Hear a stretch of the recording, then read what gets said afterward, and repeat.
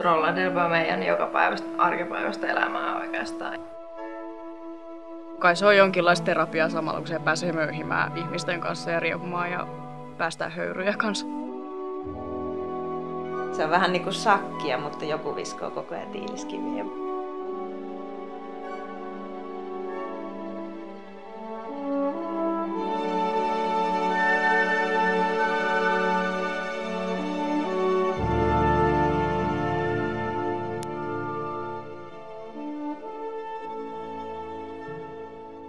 Me yleensä yritän selittää hyvin tiiviisti sen niin, että rata on siis ovaalin muotoinen, sitä luistellaan vastapäivää ja yhteensä pelaajia kerrallaan radalla on 10, eli 5 molemmin puolin, 4 blokkeria, 1 jammeri. Jammeri on se, jolla on tähtipipo päässä, se tekee kaikki joukkueen pisteet.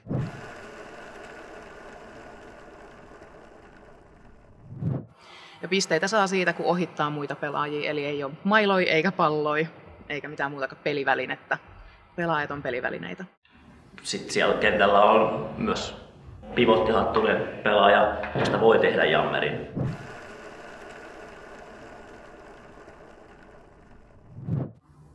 Eli jos sen pivon antaa sille pivottihattuselle ja se laittaa sen päähän, niin siitä tulee sitten jammeri. Eli se vaihtuu se rooli siinä. Peli jaetaan 2 erään, mutta se erä sitten jaetaan maksimissaan 2 minuuttia kestäviin jameihin.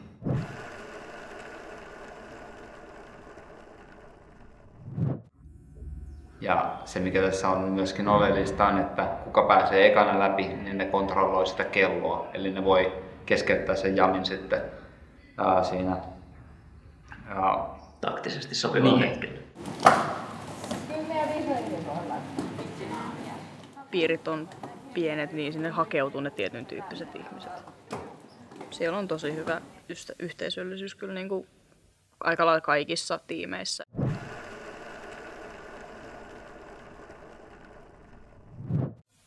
Sä voit mennä lainapelaajaksi jonnekin tiimiin ennen kuin aika lailla kohtelee sitä, kun sua saisit siellä tiimissä. Mä oon yrittänyt nyt ainakin viedä pitkälle sitä, että meillä olisi sellainen tosi avoin ilmapiiri. Mä olin aika aktiiviseen mukaan siinä, että yritin rekrytä ihmisiä siihen, että lähtekää kapteeniäänestykseen, lähde sinäkin. Ja sitten jossain vaiheessa tuli sitten, että no miksi et sä itse lähde? Nyt kun meitä on 2 heiniä siinä, niin meillä on se hyvä ja se paha.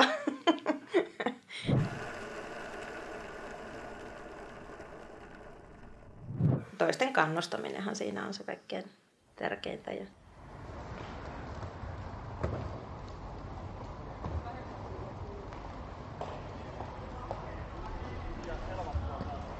En muista miten se alku meni Rollerderbyssä, mutta käsittääkseni se oli sellainen, että haluttiin luoda laji naisille, jota naiset voi pelata. Vauhdikas, fyysinen laji, mitä pelata. Miehillä oli rooli se, että useimmiten oli sitten tuomareina tai valmentajia tai muuta vastaavaa. Mutta mä koen sen tosi luonnolliseen muutokseen, että miehet alkoi pelaamaan tätä, koska lajina tämä on tosi fyysinen, vauhdikas, niin miksei niinku sitten osallistuisi tällaiseen lajiin. En mä näe mitään syytä, miksi miehet ei pelaa Rollerderbyä. Että jos sä haluat pelata rugbya tai amerikkalaista jalkapalloa, miksi sä pelaat derbyä? Tämä on aivan samassa luokassa mun mielestä. Niin ei mun mielestä voida puhua, että joku laji on miesten laji tai joku naisten laji. Ihan turhaa.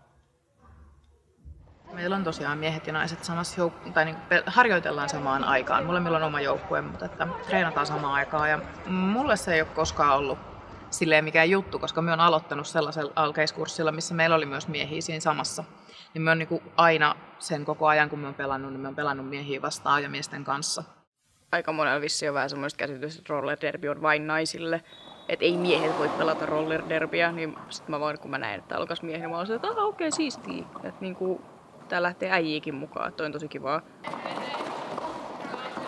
Ja oli se aluksi vähän silleen pelottaa, varsinkin kun siinä vaiheessa, kun rupesi siirtyä niinku treenaamaan kaikkien kanssa, että ei ollut enää se sivussa, niin siinä vaiheessa se rupesi olemaan vähän pelottavaa, kun siellä on semmoinen 2-metrinen äijä siellä silleen, että mä tuun nyt sua päin. Sitten mä oon silleen, okei, selvä, kiva juttu. Miesten kanssa on helpompi pelata.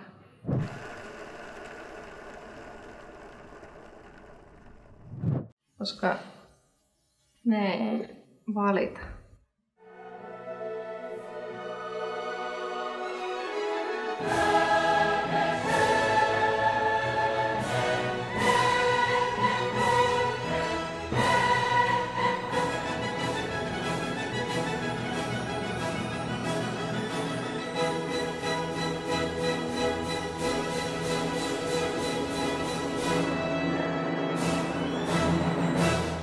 Derby muuttui paljon urheilullisempaan suuntaan.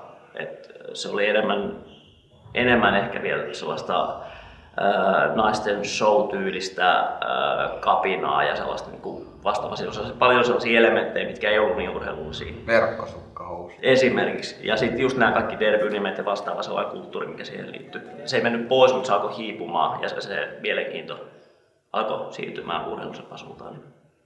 Se vetosi minun paljon. Silloin se alku ja on roller derby ollut semmoinen show, että siinä on ollut niitä vaatteilla ja kaikilla.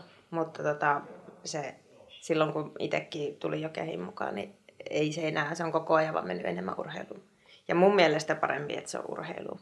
Mulla on just, että mä olisin ehkä niinku silleen halunnut, että olisi ollut jonkinlaista semmoista just maalit naamas riehumista. Että sit kun mä tulin tonne, niin se oli semmoista hirveän tavallaan vakavaa urheilijamaista, niin mä olin sit vähän silleen, että no that's kind of boring, mut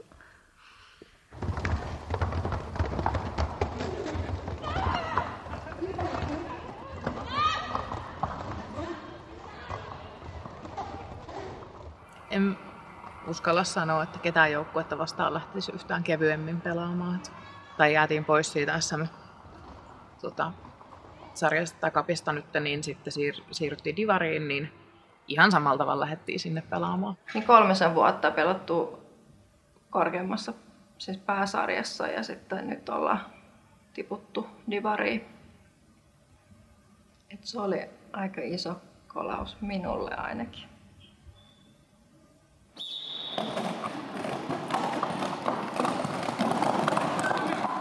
Kyllähän niitä inhokkijoukkueet on tullut vastaan, mutta kyllähän niitä on. Mielestäni pitääkin olla. Että mä en ole semmoinen ihminen, että mä rakastan kaikki joukkueet ja mä rakastan Derbyä. Lada on vähän kilpailuhenkinen myös. Se on kiva, että on myös, Ladahan on nyt joukkuekaveri meille, että se pelaa miesten joukkueessa meille. Hyvin tyytyväinen on siitä asiasta.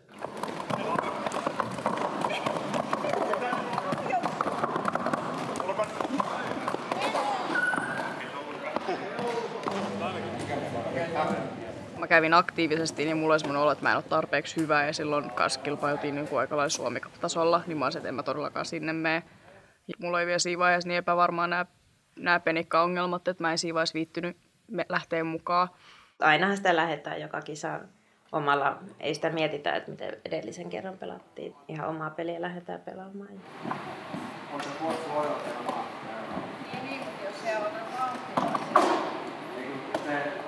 No siis tää on kova laji. Ei sitä kannata millään tapaa peitellä tai niin se vaan on. Jos on semmoinen ihminen, joka ei ole valmis vielä pelilliseen ja se ei pysy pystyssä kunnolla. Että on niitäkin nähnyt, että jos itse tulee kovaa ja osuukin selkään ja se lentää, niin sillä saattaa käydä huonosti. Aika tarkasti rajattu se kontakti, miten saa olla. Ja kyllä se menee niin, että jos joku jotain laittomuksia tekee, niin kyllä se pyytää anteeksi. Mä oon kyllä aina saanut pelata niin täysin kuin pystynyt ja aina sit hitataan niin kovaa kuin pystyy, koska mulla on aina ollut vähän semmoinen altavastaajan asema, että kun on pelannut niin vähän aikaa, niin ei kyllä hirveästi ole varaa antaa armoa kellekään. Kyllä annamme armoa. ei me haluta pelotella ketään, että joutuu heti sinne myrskyn silmään. Kyllä se on vähän pakko, oikein mä haluaisin. Tai jos on semmoinen hyvä buuki ja haluaa mennä täysin ja sitten ei vaan pysty, niin se on ajan tuhlausta. Useimmiten jos pelaa kovaa, niin tulee kolhuja, mutta ei vammoja.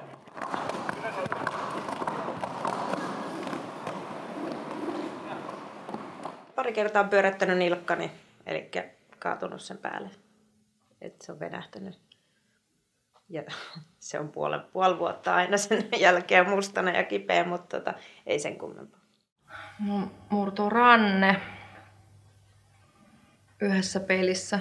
Se oli tullut yhden taklauksen seurauksena. Noi penikkaavat ovat ollut silleen ehkä semmoinen isoin ongelma, mitä on ollut. Se on myös aika lailla yleisin ongelma, mitä derbypelaajilla on. Meillä on treeneissä loukkaantumisia tullut 2. Toinen oli just tämä pohjamurtuma, minkä en nähnyt, ja toinen oli se, että ranne murtui silleen, että kaatui, luisteli päin jotain rullaa tai vastaavaa, mikä siinä lattialla loijui ja kaatui yllättäen mursi ranteensa. Sen isompia loukkaantumisia en ole treeneissä nähnyt.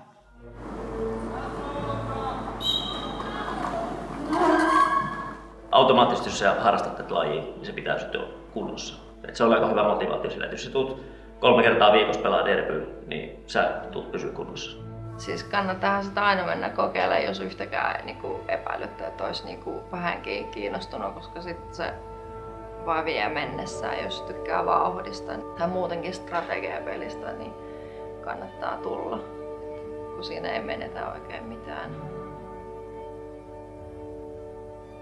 Koti on moni kuollut.